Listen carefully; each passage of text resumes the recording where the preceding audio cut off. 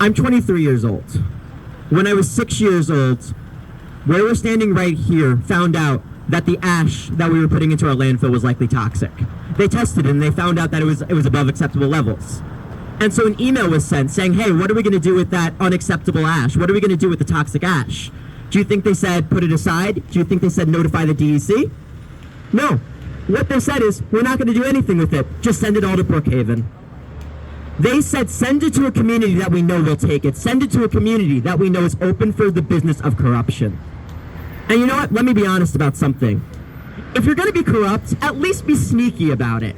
Come on. Don't be this open about it. Because in 2019, there was a whistleblower complaint, and Ed Romaine is briefed on the fact that our ash is toxic. And so his lawyers go to him and say, what do you want to do? And he says, let's not do anything about it. And so the town attorneys send an email to Covanta saying exactly that. Saying, we talked to the supervisor, he's worried that this will hurt his re-election campaign, so we're not going to do anything about this. We want this to be as quiet as possible.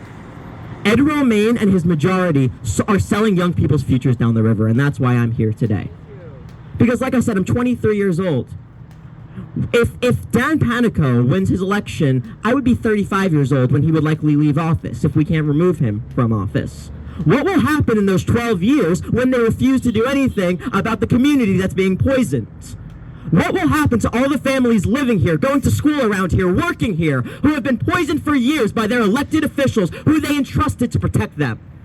What will happen is we have a Republican majority on the county legislature that refuse not only to vote to give you clean water, but to vote to give you a vote on that clean water.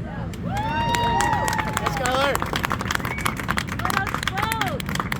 And listen, let me say this. We have a problem in politics sometimes. We have elected officials and candidates who show up for the first time when they want your vote. Let me tell you this. That is not our candidates who are running for office today. Dave Colon has been out there for years fighting for the community.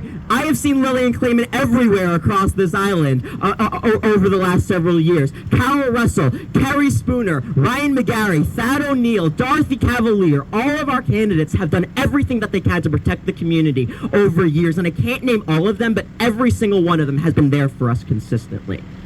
This has to be about more than just the election. I know for everybody here, this is about more than just the election, because this is about a community being poisoned. This is about a community where people have died, where we have higher rates than asthma than anywhere else in the country, where we have seen a community that has suffered at the hands of apathy and neglect, and we will not continue to let it stand.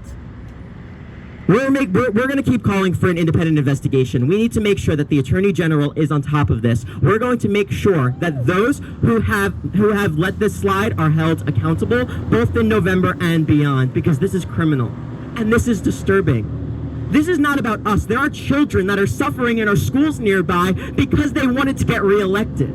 How callous is that? They openly said this. They were okay letting children get poisoned because it might be used against them in their reelection. So on November 7th, I do hope that you vote for all these candidates, and I hope that after that election, you all continue to show up about this issue, because again, this is more than just the election.